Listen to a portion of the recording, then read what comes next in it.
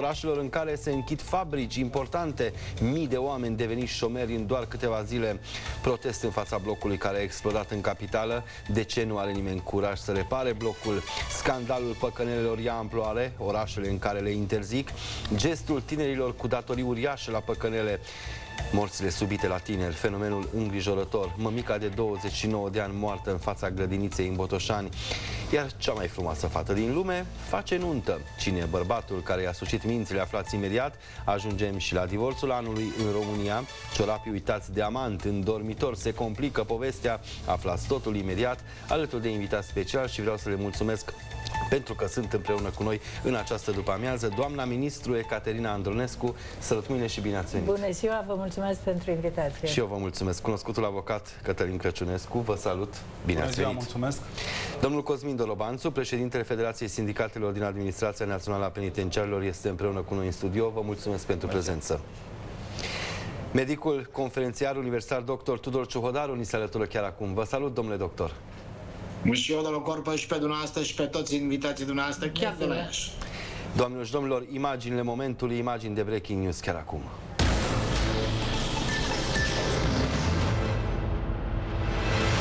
Primele 3 avioane cisternă ale Statelor Unite au ajuns în România la Otopeni după ce statul a permis americanilor să disloce temporar echipamente și trupe pentru a sprijini operațiunile din Orientul Mijlociu împotriva Iranului. Priviți!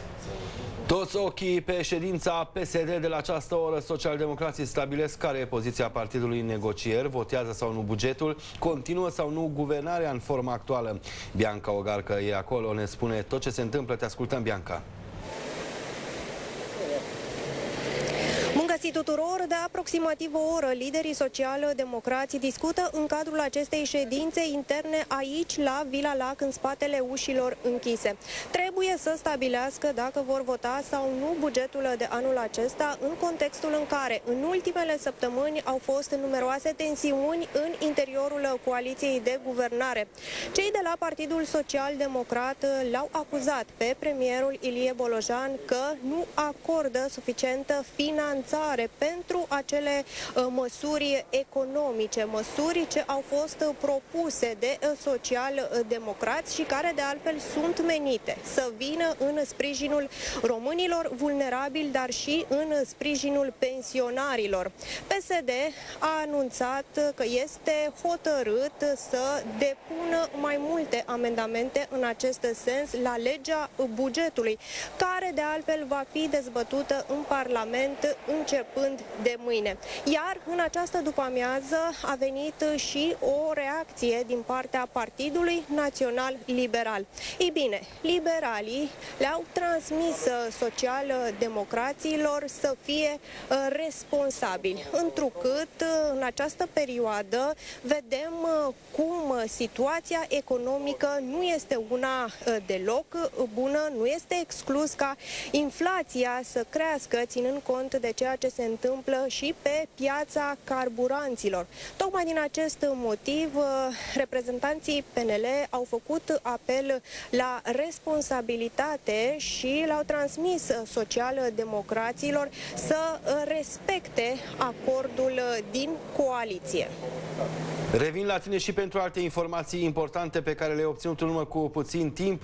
Responsabilitatea, ați auzit, stimați invitați, astea transmit cei de la PNL. Toată lumea tot transmite, dar românilor, oamenilor de rând, care nu mai știu ce să facă cu facturile, cu prețul la combustibil. O să vedeți imediat ce se întâmplă și aici, ce decizii se iau în această după-amiază. Despre ei vorbește cineva? Le pasă sau despre doar cine? Despre oameni sau despre putere? Păi, despre putere am văzut că tot vorbesc. Liberalii ar trebui să lanseze acest cuvânt mare, responsabilitate, către prim-ministrul României, Ilie Bolojan. Teoretic, este șeful PNL-ului. Practic, eu văd apropierea mult mai mare de USR până să ducă la PSD. Iar la PSD le solicit să nu iasă de la guvernare și să rămână acolo, să îndrepte lucrurile. Să dea bir cu fugiții nu-i ajută deloc. Păi să rămână, și să rămână cu ei? Au pârghiile legale. Să nu rămână cu Bolojan. Au pârghiile constituționale, au pârghii legale să dea cu domnul Bolojan jos, ori prin Parlament să depună amendament astfel încât să repare ceea ce strică domnul Bolojan. se poate legal, se poate... Ce mai e de negociat, doamna ministru, în aceste momente? Adică deja situația e atât de critică încât cred că deciziile pot fi luate așa, foarte rapid. Nu știu, să renunțe și la Bolojan, să scoată și USR-ul de la guvernare, să... Eu cred că a jucat prost toată perioada aceasta, pentru că toate aceste măsuri de austeritate maximă, pur și simplu, au produs efecte în populație. Populația e foarte nemulțumită și de aici, sigur că și-a pierdut electoratul. Faptul că s-a redus procentul până la, nu știu cât au, 10-15% este ceea ce n-au avut niciodată. Cine, PNL-ul? PSD-ul, mă gândesc. Nu cred că au atât de puțin. Asta înseamnă să ajungă USR-ul din spate și adică să coboare atât de jos. Unde este o criză de imagine a PSD-ului. E adevărat și cred că prin prisma asta vor judeca în ședința de astăzi. Ar fi trebuit că aveau pârghiile necesare să nu ajungă bugetul în Parlament până nu clarifică subiectele de care au vorbit public de multă vreme și vorbesc în continuare. Doamna ministru, e întâlnire importantă de urgență și la Cotroceni în contextul crizei carburanților și vom reveni chiar în aceste momente la colega noastră Bianca Ogarcă, pentru că știm, am aflat, reprezentanții companiilor petroliere merg la Cotroceni, au fost chemați la Palatul Cotroceni chiar de președintele Nicușor Dan. Știm că mai multe țări au impus plafonarea prețurilor la combustibil. Exact ce se întâmplă, te ascultăm, Bianca.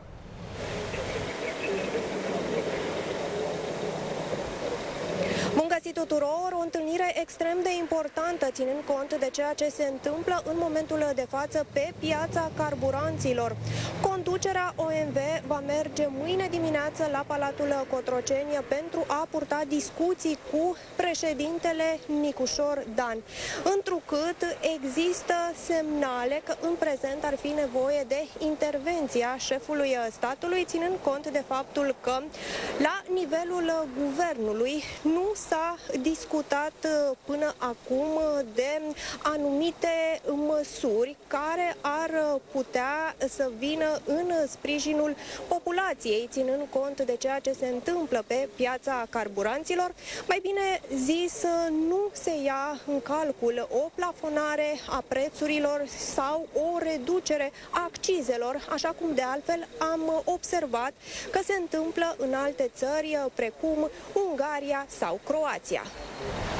Vreți să vă dau un motiv pentru care ar câștiga PSD-ul foarte mult și o parte din PNL care nu mai suportă pe domnul Bolojan?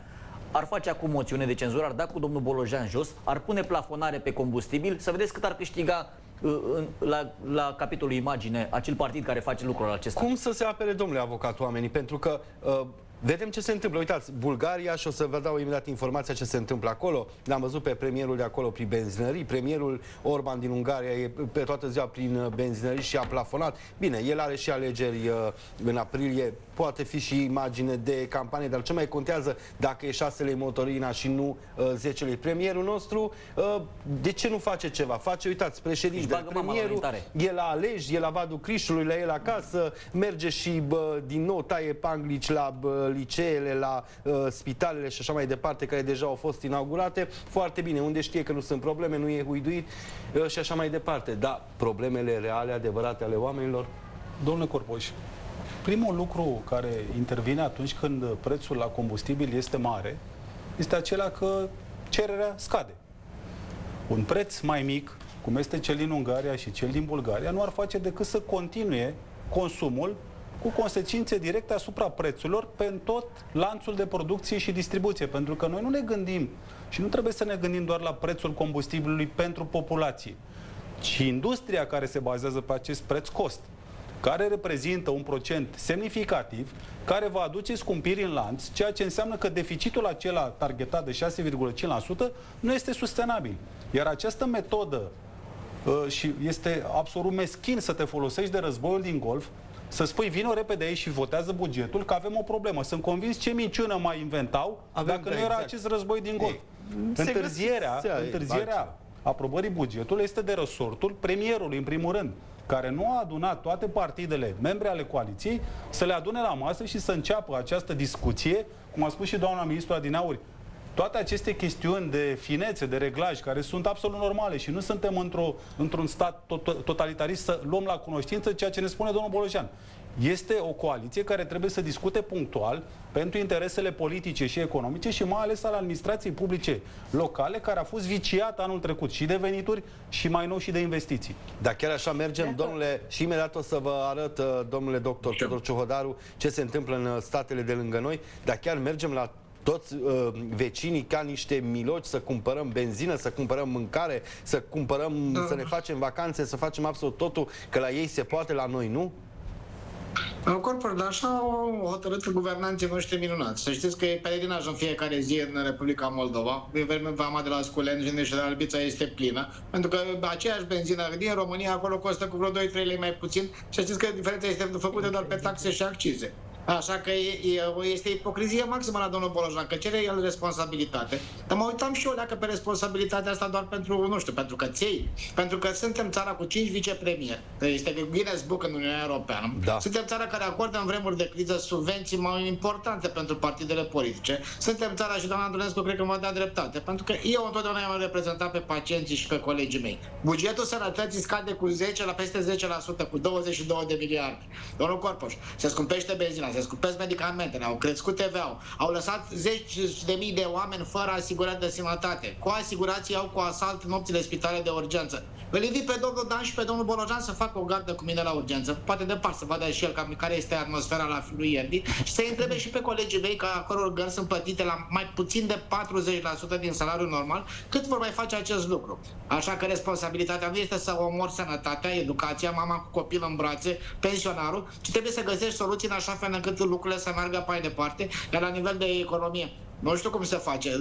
Problema asta cu potențialul exploziv din Iran se știa de foarte mult timp. Trebuia să existe și un plan B și mai e un lucru, domnul Corpoș. N-am văzut niciodată în România, când a scăzut prețul la barilul de petrol, să scadă și prețul la benzină sau la motorină. Asta și prețul la benzina și la motorină care se vând acum sunt cele care au fost achiziționate la prețul vechi. Priviți așa ce vă spuneam mai devreme, domnule doctor. Bulgaria este noul refugiu al șoferilor români. Vă dau doar un exemplu. Prețurile uriașe ale carburanților și Moldova și Ungaria din țara noastră dau tonul unui fenomen ce ia amploare tot mai mare. Bianca Chivu ne explică totul chiar acum. Venim la tine, Bianca. Da, bună ziua, bun găsit tuturor! După ce prețurile la carburanți au crescut în ultima perioadă, românii s-au reorientat și practic au găsit carburant mai ieftin la vecinii bulgari. Motiv pentru care unii dintre ei, iată că aleg să meargă până în Bulgaria, eventual ies pe la ruse și să alimenteze de acolo, să facă plinul, pentru că, spun ei, câștigă mult mai bine la plinul de motorină sau de benzină. Asta pentru că sunt unele țări care au luat măsuri de a ajuta populația, astfel că în Bulgaria avem preț mai mic la benzină și motorină, în Ungaria de asemenea avem preț plafonat, de altfel și Marea Britanie a venit, iată, cu recomandări pentru populație în această perioadă în care prețul carburantului continuă să crească, iar românii, inventivi cum sunt, au găsit această variantă de a merge la vecinii bulgari și a alimenta acolo mai ieftin. Nu sunt inventivi, domnule Corpoș, românii. Românii sunt disperați. Că nu te duci acolo... Păi din disperare, da. Din disperare, asta este realitatea. Dar disperarea asta cât o să mai ține? Ții pe aici la dumneavoastră în platouri de o săptămână și ceva, să facă guvernul Bolojan ceva cu prețul ăsta la motorină și la benzină și nimeni nu face nimic. Este pervers acest guvern, pentru că banii care vin din creșterea prețului la motorină și la benzină se duce în bugetul domnului Bolojan. Deci este pervers, domnul Bolojan, că nu plafonează acest. Nu se gândește deloc la români. Pentru că prețul ăsta îl vedem la raft. Și crește puterea de cumpărare, scade nivelul de trai al românilor. Nu se gândește că v-a transmis că de asta face totul, și atunci, ca domnul să salveze, de ce ne scapă de domnul Bolojan? Are această putere alături de partidele care se află în opoziție, pentru că am certitudinea că partidele care se află în opoziție, pe lângă populismul de care dau ele dovadă, trebuie să facă și ceva bun pentru România. Să ajute la căderea acestui guvern care este iresponsabil. Au prea mulți bani de cheltuit. L-aș contrazice pe domnul Dorobanțu, care spune că nu face nimic. Păi cum? A prelungit licențele OMV-ului cu încă 15 ani pe petrolul extras din România. Pe niște sume derizorii, exact. de venituri. Absolut. Și atunci stai și te întrebi, chiar ai luat în proprietate, stimate domnule prim-ministru, țara asta și decizi fără să întrebi Parlamentul pentru aceste prelungiri de licențe? De ce nu? Parlamentul trebuia să aibă în discuție patrimoniul A luat, național. doamna ministru, Parlamentul este un breloc. A luat țara, dar nu cu forța. Parlamentul a E bine, mersi acolo. Este discutabil aici cum a luat. Parlamentul este brelocul guvernului. Asta trebuie să ne intre bine în cap. În loc să fie invers, Parlamentul să fie instituția fundamentală, să fie a statului, puterea poporului este invers. Da. Puterea domnului Bolojan este doar a domnului Bolojan. Noi, poporul, stăm și ne uităm așa cum ne curg balele din gură și lacrimile din ochi și suntem disperați că nu știm ce să facem. Dar avem partide care pot face asta. PSD, alături de celelalte partide din opoziție, pot să dea un reset clasei politice. Cum? Dar nu ne-a ajutat domnul Bolojan și la facturile la curent? Ne-a ajutat, l-au crescut atât de mari. Păi, în loc să crească nivelul de trai, cresc facturile, cresc prețurile, crește inflația, crește Dar orice. e cineva în stradă pentru asta, pentru Asta taxe, este, pentru asta este și impozite, nemulțumirea mea, domnule Corpoș. Nici dracu nu este în stradă. Mă uitam aseară în Piața Victoriei, era un singur om. Mă și întrebam așa, ce o căuta omul acesta în frig? Când o să fim 1 milion în stradă, s-au anunțat acum, confederațiile au anunțat un protest săptămâna viitoare. Oamenii n-au venit la protest. Confederațiile au spus, nu mai organizăm protest. Informație importantă de breaking news chiar acum.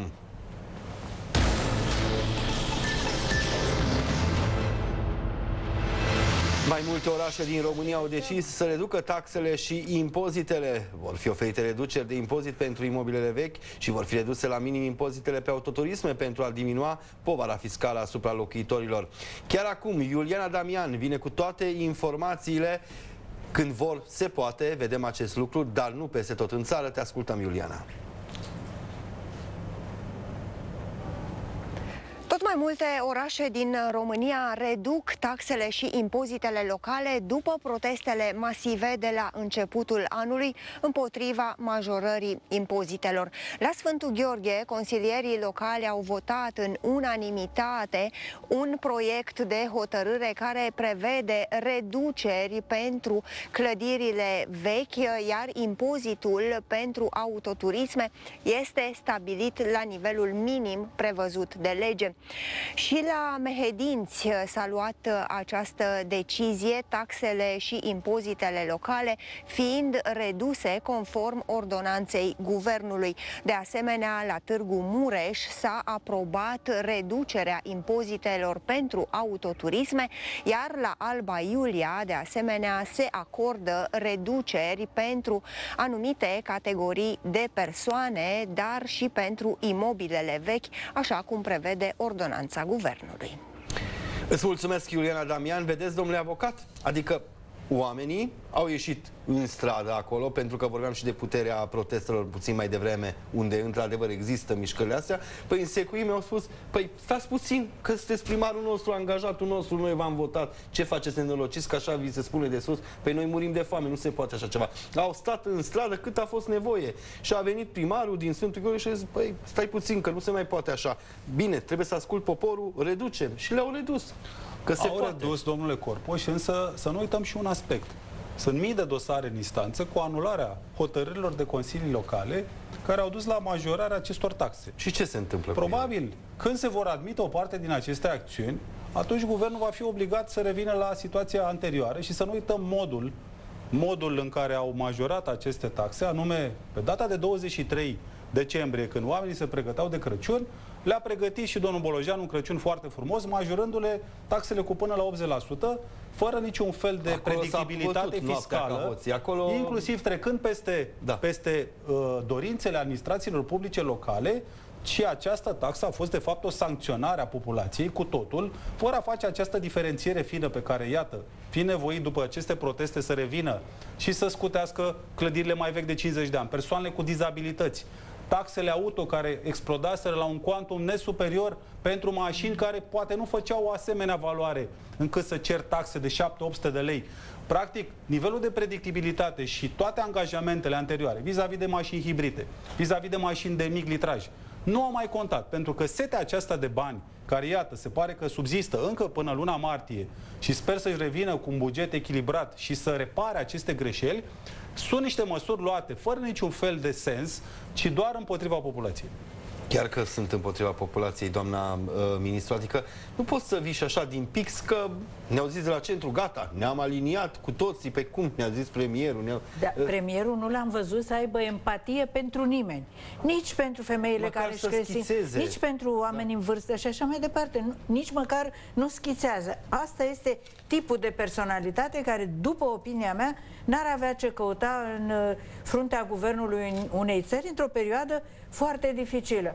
Eu aș mai aduce în discuție, față de ce a spus domnul avocat, umilința profesorilor. Niciodată profesorii n-au fost atât de umiliți cât sunt acum. Nu poți să-ți bați joc de categoria cea mai importantă pentru orice țară, pentru că nu poți să gândești nici dezvoltare economică, nici să ai o societate echilibrată și performantă dacă n-ai o educație corespunzătoare. Iar ce s-a întâmplat anul trecut și continuă să se întâmple și anul acesta cu sistemul de învățământ sunt de natură, în orice caz, să îmi dovedească mie că n-a citit niciodată domnul Bolojan că atunci când vrei să dezvolți o țară, trebuie să ai o educație performantă. Până ați văzut, doamna ministru, că mama lui i-a spus la fiul mamei lui că tot timpul umbla cu o carte în mână.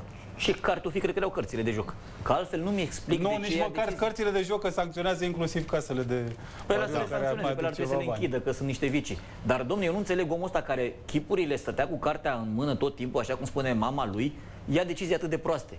Ori nu are capacitatea să înțeleagă ce citește, ori o făcea așa doar ca PR. Să zicem, nu mai cred că e prostie, este pur și simplu ticăloșie. Și vă spun de când a fost instaurat acest guvern.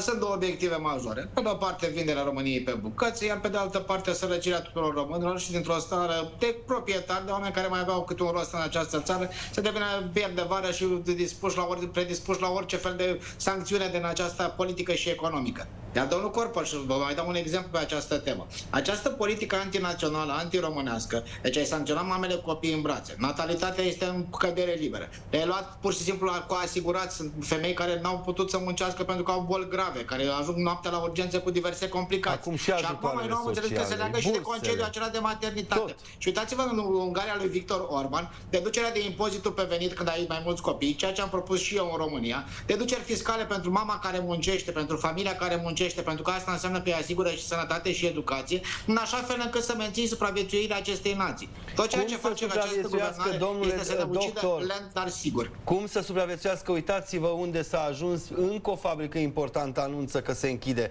Este vorba despre fabrica de rulmenți din Alexandria. Sute de angajați vor rămâne fără loc de muncă. În ultima săptămână, marile companii precum Dacia Mioveni, Azomureș, Oltenia au anunțat că vor face concedieri masive. Aurina Petre are detaliile de ultimă oră. Te ascultăm, Aurina. Valul de disponibilizări lovește tot mai multe sectoare de activitate și mii de români se tem pentru locurile lor de muncă. Cel mai mare angajator din Teleorman este vorba despre fabrica de rulmenți din Alexandria. Se va închide treptat și 800 de oameni își vor pierde locurile de muncă.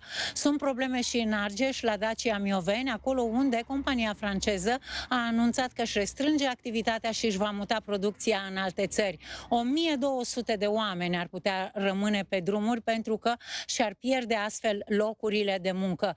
De asemenea, sunt probleme și în energie. La complexul energetic din Oltenia știm deja că zeci de angajați au intrat în greva foamei. În total sunt 1500 de persoane care ar putea fi afectate. Mai exact, ar putea fi disponibilizate. Și cel mai mare producător de îngrășăminte din România are probleme.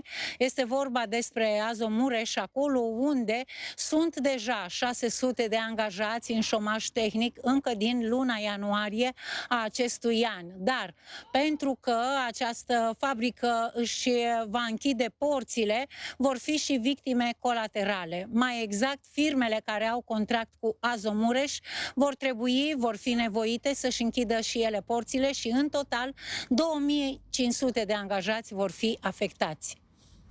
Să știți că e cumplit. Unde vor munci toți oamenii aceștia? Pentru că nu e că s-a închis aici în stânga și mă duc, mă reangajez în dreapta. Domnule Dorobanțu, oamenii nu vor avea unde să muncească, că se închide, nu știu, a spus Aurina de Azomureș. Păi la Azomureș, în miile de angajați, au venit din toate orașele astea, Iernu, Tluduș, Târnăveni, dau un exemplu, unde nu mai avea unde să muncească. Unde vor munci toți oamenii aceștia? Și pentru la Mioveni la fel, la Alexandria la fel. Domnule Corpoș, aici nu vorbim doar despre 2500 de oameni care nu vor munci. Nu, de familii. Gândiți-vă că ăstea sunt familii. Efectele acestor măsuri duc la destrămarea unor familii pe termen mediu și lung. Copii în familii destrămate care nu mai aleg calea educației, cum avem aici pe doamna ministru, aleg calea infracțiunilor și ajung la pușcărie. Până la urmă, nu știu dacă este vina guvernului aici, dar s-ar putea ca o parte din vină să o aibă măsurile dispuse de guvernul Bolojan. Întrebarea care se pune, până când mai tolerăm așa ceva? Cât de tolerant poate fi românul în această țară să vadă atâtea necazuri, atâtea nenorociri, atâtea falimente morale ale politicienilor și să nu reacționeze? Ce o să facă? Adică toată populația urbană merge la sate și iau bucate de pământ și nu, o să ne întoarcem în epoca medievală, să muncim pământul cu sapa. Foarte bine, numai că vin produsele de la Mercosur mai ieftine și nici asta nu mai au afaceri. Deci nici asta, doar așa ca să supraviețuiești tu. Deci România e o țară cu o pondere agricolă și cu posibilitatea de a se dezvolta pe agricultură absolut extraordinară aceste lucruri. Da?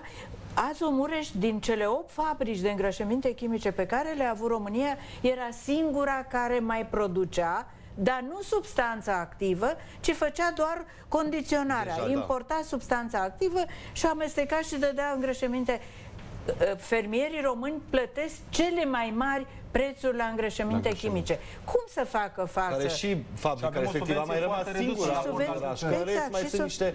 Plus în toate orășelele, fabricile de cablaje, unde sunt 500, 1000 de angajați, soțul, soția, adică, copilul, toată familia lucrează acolo. În mod normal, un guvern, când se instalează, are un program de guvernare, care e un document public. Eu n-am văzut programul de guvernare și care se aprobă de Parlament. Încotro duce domnul Bolojan România.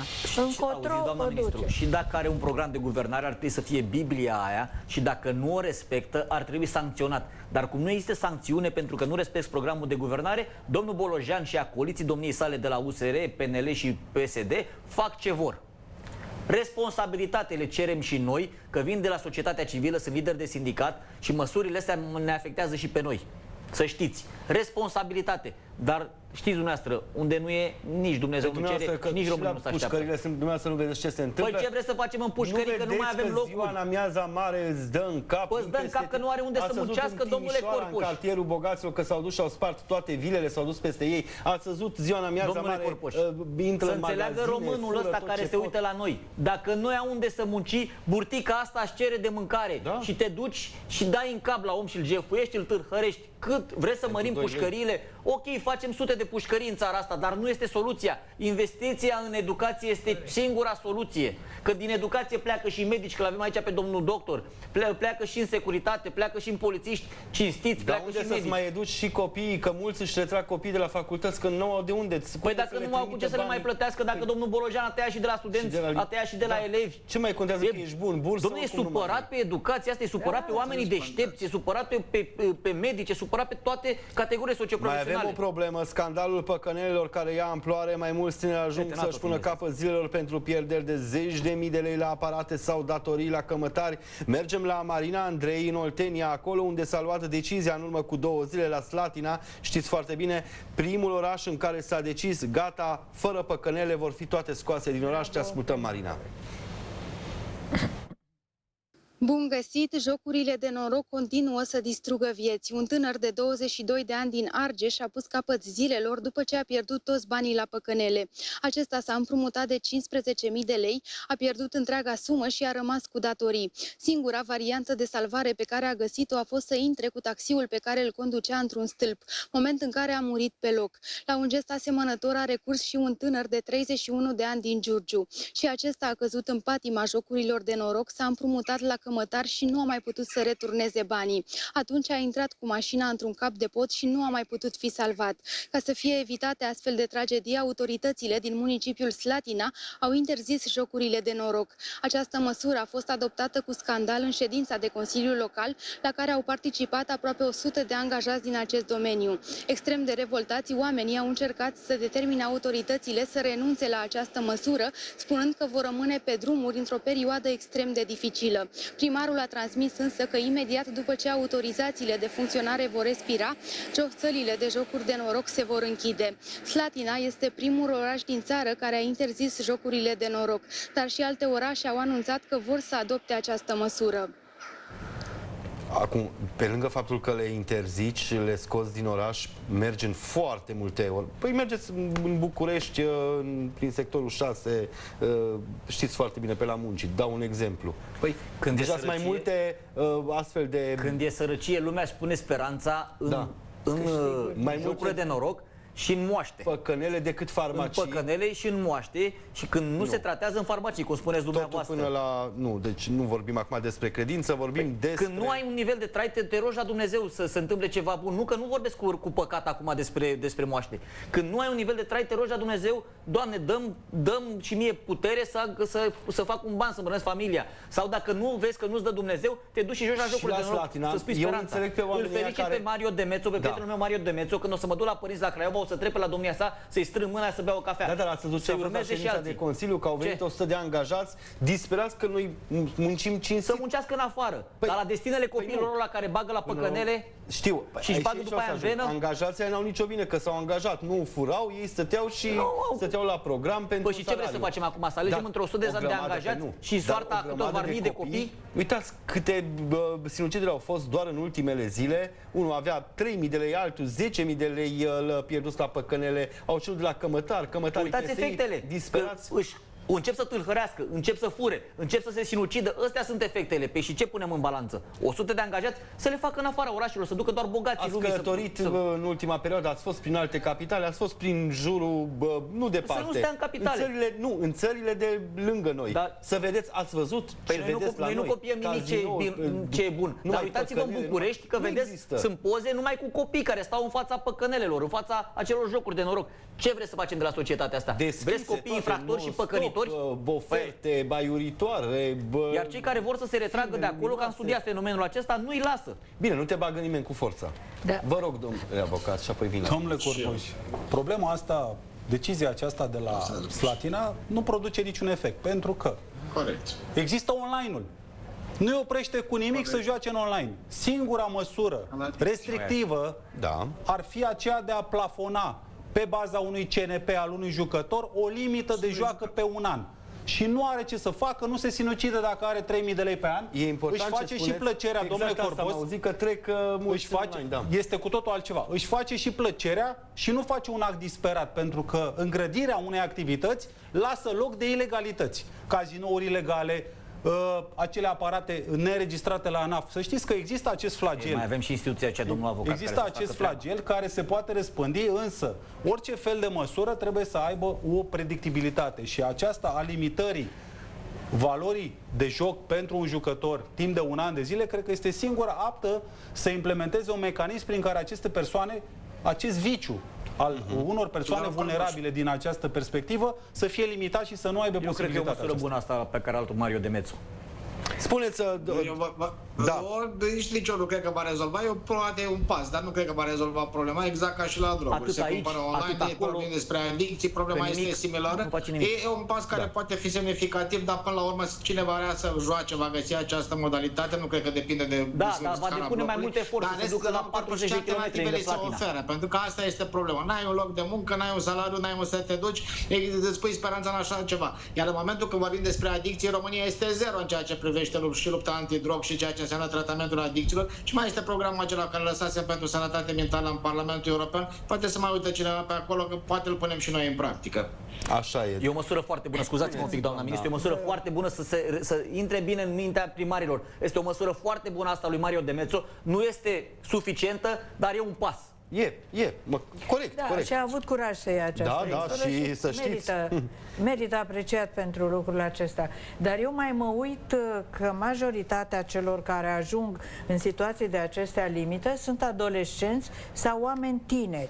Și vine o carență din educație.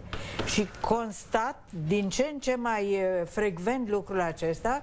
Părinții sunt foarte ocupați, pe de-o parte, au adus copiii pe lume, când ajung acasă, preferă să le dea o tabletă sau un telefon și stau și ei pe o altă tabletă sau pe alt telefon. Da. Ai adus pe lume un copil, ești responsabil pentru modul în care îl crești și faci om din el. Nu poți să transferi toată responsabilitatea școlii. Un alt fenomen îngrijorător, tot mai multe morți subite în rândul tinerilor, și ajungem la această poveste din Botoșani cu mămica de 29 de ani care a murit, doamnelor și domnilor, când își aștepta copilul de la grădiniță.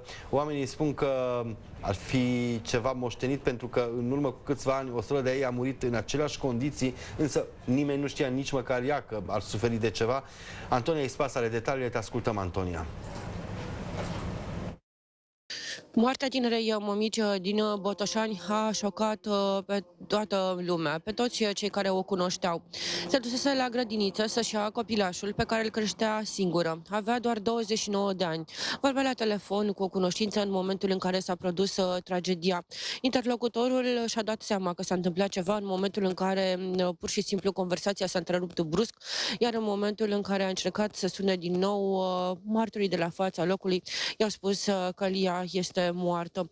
Nimeni nu și-a putut explica la acel moment ce anume s-a întâmplat, însă necropsia a scos la iveală faptul că tânăra a suferit efectiv un stop cardiorespirator și de aceea a murit. Se plângea de câteva zile de dureri puternice în piept, însă nu a considerat necesar să meargă la un medic. De asemenea, apropiații spun că ea suferea foarte tare după moartea surorii sale în urmă cu 3 ani, care tot așa s-a stins pe neașteptate în urma unui infarct. Nimeni nu-și poate explica ce anume s-a întâmplat cu cele două surori, însă cei care le cunoșteau cred că cel mai probabil a fost vorba despre ceva genetic.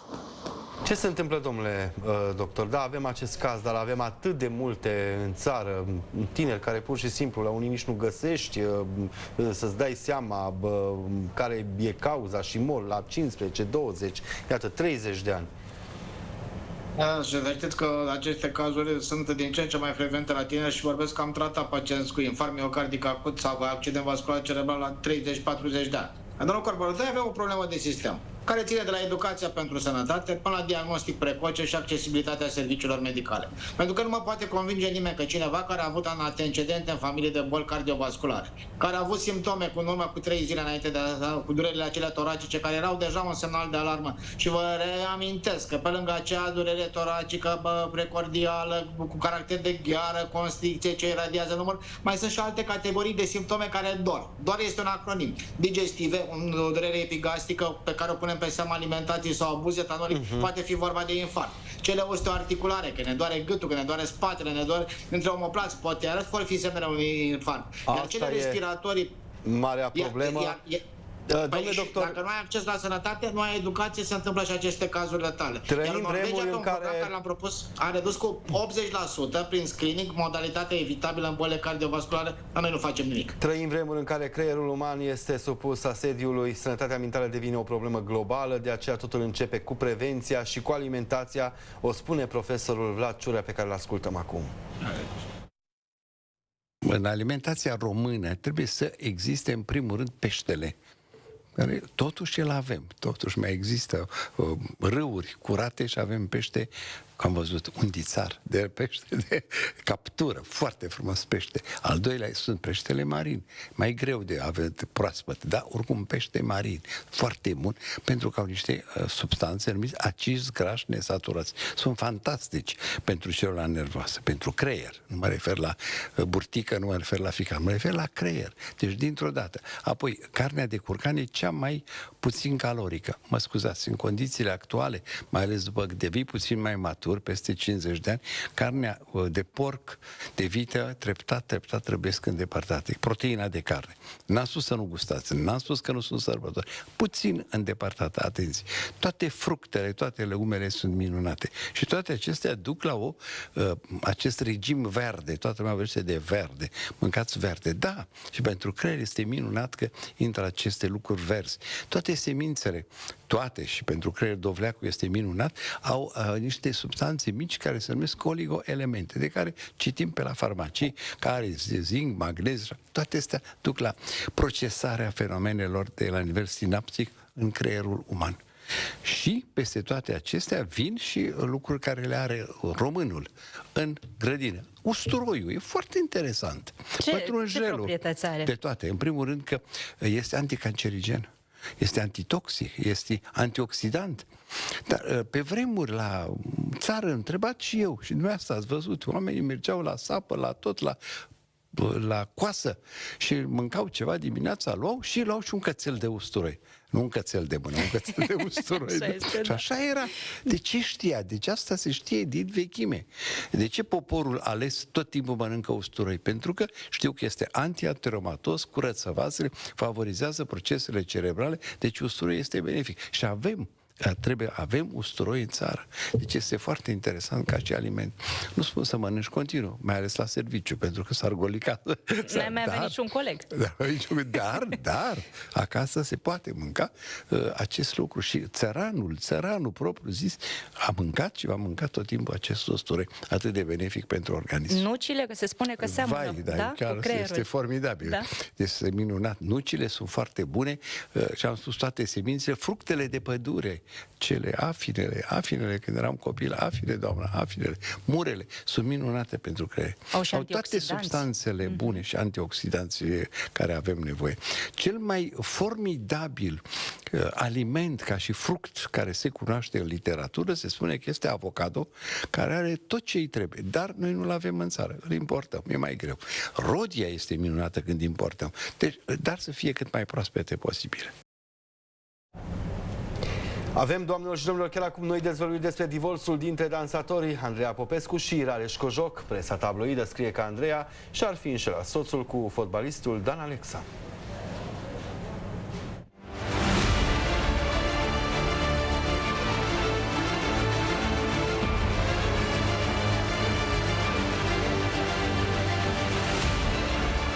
Conform Cancan, Dan Alexa, după despărțirea de Denis Rifai, s-a consolat în brațele dansatoarei în compania căreia a fost văzut la petrecerea de anul nou. Deși la acel moment Andreea era căsătorită și își prezenta public relația ca fiind una stabilă. Sunteți mai bărbat decât Alex Body?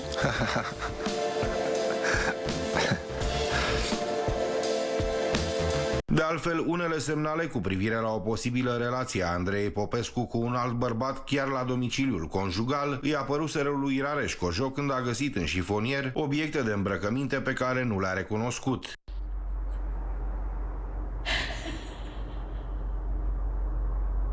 Zi mai, cui sunt? Cine a fost la tine? Nu serios, ce să ia? Cui schiroții ăștia? Loves Vitoria. Investigația făcută în casă, inclusiv la Bone, a rămas fără răspuns. Who's underwear? I don't know. I'm not mad. No. He's thinking that I'm bringing a man in the house when he's gone. For sure. Or you, or Lori, or Jenny, or Andrea. How is possible that there is a pair of underwear in my clothes? Pair? Yes. And before one socks. Exactly. So it's happening. După divorț, mama Andrei a reacționat pe rețelele sociale. Văd doar iubire și o lume de basm. Și totuși eu mă simt ca într-un coșmar din care tare mult îmi doresc să mă trezesc. Tu, iubitul meu ginere, suflet bun și cald, ești și vei fi până la sfârșitul vieții mele tatăl nepoțeilor mei. Deci ginerele cel de neînlocuit niciodată, a transmis femeia.